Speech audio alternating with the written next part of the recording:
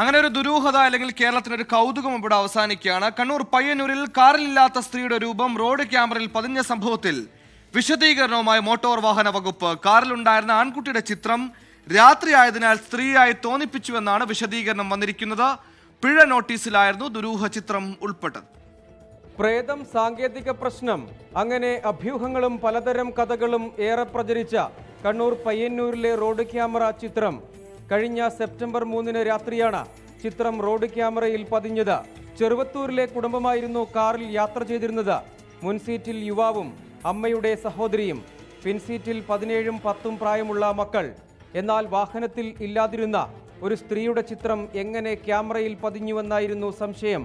Overlapping പ്രതിബിംബം, ഇങ്ങനെ confusion നിരവധിയുണ്ടായി. ദുരൂഹത നീക്കാൻ എൻഫോഴ്സ്മെന്റ് RTO പയ്യന്നൂർ DYSPക്ക് പരാതി നൽകി.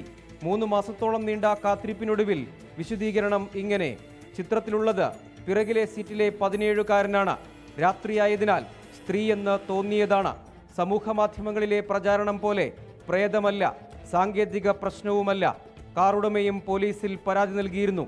വിവാദ ചിത്രം പകർത്തിയ ക്യാമറ പിന്നീട് പ്രവർത്തനരഹിതമായെന്ന പ്രചാരണം തെറ്റാണെന്നും മോട്ടോർ വാഹന വകുപ്പ് വ്യക്തമാക്കി. 24 കണ്ണൂർ.